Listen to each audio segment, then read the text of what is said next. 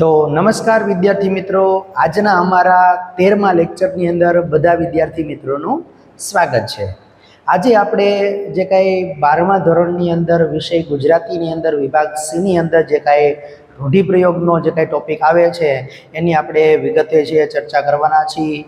જે 12મા ધોરણની અંદર બોર્ડની અંદર પૂછાઈ ગયેલા કેટલાક મહત્ત્વના રૂઢિપ્રયોગો અને આવનારી જે કાંઈ એક્ઝામ 2025-26ની બોર્ડની જે એક્ઝામ છે એમાં જે કાંઈ અગત્યના જે પૂછાવાના છે એવા રૂઢિપ્રયોગોનો અર્થ આપી અને વાક્યમાં પ્રયોગ કરો એવું જે કાંઈ 2 માર્કની અંદર આપણે જે કાંઈ પૂછાવાનું છે એની આપણે આજના વિડીયોની અંદર છે આપણે ચર્ચા કરવાના છીએ। તો વિડીયોની અંદર છે તમે અંત સુધી છે જોડાયેલા રહેજો। અને હજી સુધી જો અમારી યુટ્યુબ ચેનલને છે એ વાવડિયા સર વ્યાકરણ દર્શનને તમે હજી સુધી લાઇક, શેર અને સબસ્ક્રાઈબ ન કરી હોય તો ઝડપથી છે તમે લાઇક કરો, શેર કરો અને સબસ્ક્રાઈબ કરો અને બેલ આઇકનનું બટન ઝડપથી દબાવો, જેથી કરીને આવનારા જે કાંઈ વિડીયો છે એની નોટિફિકેશન છે ઝડપથી તમને મળતી રહે। હવે કેટલાક મહત્વના રૂઢિપ્રયોગો આપણે જોઈએ કે સોંપો પડી જવો એટલે શાંતિ છવાઈ જવી। સોંપો પડી જવો એટલે શાંતિ છવાઈ જવી।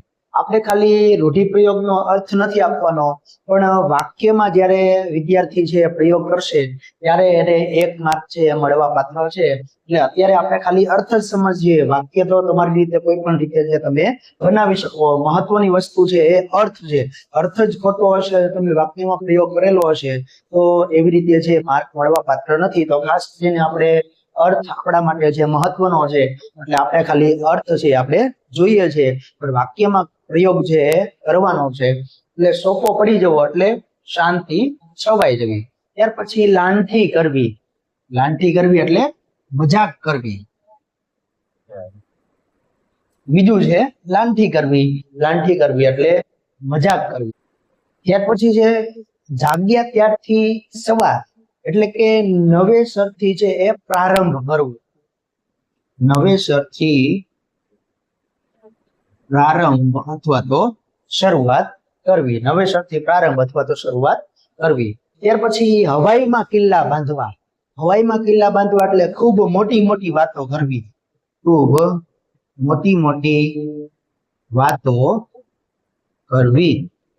ત્યાર પછી છે ગઈ ગુજરી ભૂલી જવી, ગઈ ગુજરી ભૂલી જવી એટલે જે ભૂતકાળની અંદર જે કઈ વસ્તુ છે એ બધી ભૂલી જવાની વાત કરેલી છે, એટલે કે ભૂતકાળ ભૂલી જવો, ભૂતકાળ ભૂલી જવો, ભૂતકાળ છે અને ભૂલી જવાનો, ગઈ ગુજરી ભૂલવી એટલે ભૂતકાળ ભૂલી જવું।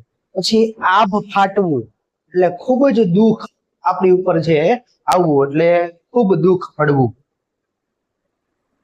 ખૂબ જ દુઃખ પડવું।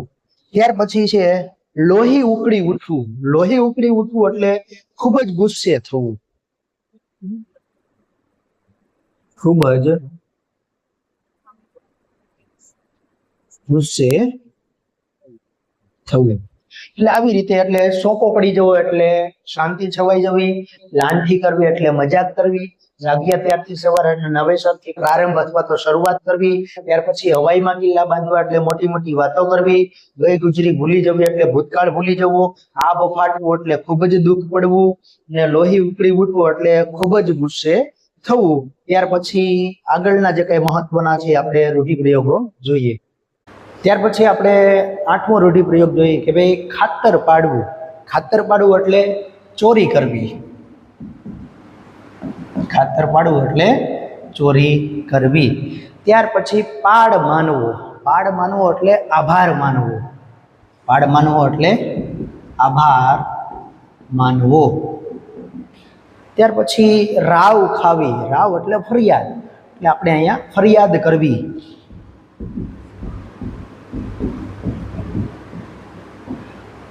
ત્યાર પછી ઠરીઠામ બેસવું, ઠરીઠામ બેસવું એટલે શાંતિથી બેસવું।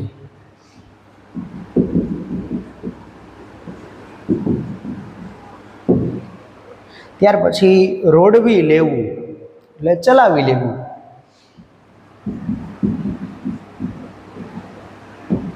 ત્યાર પછી દિલમાં રામ વસમાં, દિલમાં રામ વસવા એટલે દિલમાં છે થોડીક દયા દાખવવી, એટલે દયા રાખવી. છોભીલા પડી જવું એટલે શરમાઈ જવું.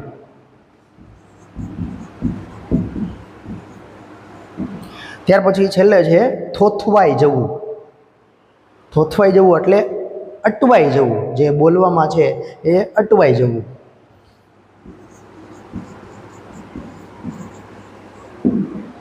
ભાવાવેશમાં આવી અને બોલતી વખતે અટવાઈ જવું તો એને કહેવાય થોથવાઈ જવું. પેલું છે આપણે ખાતર પાડવું તો ચોરી કરવી, પાડ માનવો તો આભાર માનવો, રાવ ખાવી તો ફરિયાદ કરવી, ઠરીઠામ બેસવું તો શાંતિથી બેસવું, રોડવી લેવું તો ચલાવી લેવું, દિલમાં રામ વશમાં તો દયા રાખવી, છોભીલા પડવું એટલે શરમાઈ જવું, અને થોથવાઈ જવું એટલે ભાવાવેશમાં આવી અને બોલતી વખતે અટવાઈ જવું. ટૂંકમાં અટવાઈ જવું. ત્યાર પછીના આપણે આગળના મહત્ત્વના રૂઢિપ્રયોગો આપણે જોઈએ. ત્યાર પછી આપણે આગળનો રૂઢિપ્રયોગ જોઈએ કે ભાઈ માથું ફોડીને લોહી કાઢવું. માથું ફોડીને લોહી કાઢવું એટલે સખત મહેનત કરવી, સખત મહેનત કરવી, સખત પરિશ્રમ કરવો અથવા તો સખત મહેનત કરવી. ત્યાર પછી વંઠી જવું. વંઠી જવું એટલે બગડી જવું, વંઠી જવું એટલે બગડી જવું. ત્યાર પછી હોડમાં મૂકવું. હોડ એટલે દાવ અથવા તો શરત, શરતમાં મૂકવું અથવા તો દાવમાં મૂકવું. અહીંયા આપણે લઈએ દાવમાં મૂકવું. ત્યાર પછી છે તુક્કા મારવા. તુક્કા મારવા એટલે ગપ્પાબાજી કરવી. તુક્કા મારવા એટલે ગપ્પાબાજી કરવી. ત્યાર પછી ગળગળા થઈ જવું. ગળગળા થઈ જવું એટલે રડવા જેવું થઈ જવું અથવા તો રડમસ થઈ જવું. આપણે લઈએ રડમસ થઈ જવું. તો આવી રીતે માથું ફોડીને લોહી કાઢવું એટલે સખત મહેનત કરવી, વંઠી જવું એટલે બગડી જવું, હોડમાં મૂકવું એટલે દાવમાં મૂકવું, તુક્કા મારવા એટલે ગપ્પાબાજી કરવી, અને ગળગળા થઈ જવું એટલે રડમસ થઈ જવું. તો આવી રીતે આપણે 20 જે કાંઈ રૂઢિપ્રયોગો છે એના આપણે અર્થ જોયા. તો બોર્ડની અંદર છે 2 માર્કની અંદર છે રૂઢિપ્રયોગનો અર્થ આપી અને વાક્યમાં પ્રયોગ કરો તો મહત્ત્વના આઈએમપી એવા જે કાંઈ બોર્ડની અંદર જે કાંઈ પૂછાય એવા જે કાંઈ મહત્ત્વના છે એ બધા જ આપણે 20 જેટલા રૂઢિપ્રયોગો છે એ લઈ લીધા છે.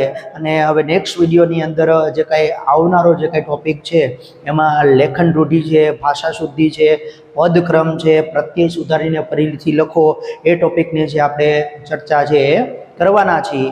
તો હજી સુધી અમારી યુટ્યુબ ચેનલને છે તો તમે લાઇક, શેર અને સબસ્ક્રાઈબ ન કરી હોય તો ઝડપથી છે તમે લાઇક કરો, શેર કરો અને સબસ્ક્રાઈબ કરો, અને બેલ આઇકનનું બટન ઝડપથી દબાવો જેથી કરીને આવનારા વિડીયોની નોટિફિકેશન છે એ તમને ઝડપથી છે એ મળતી રહે.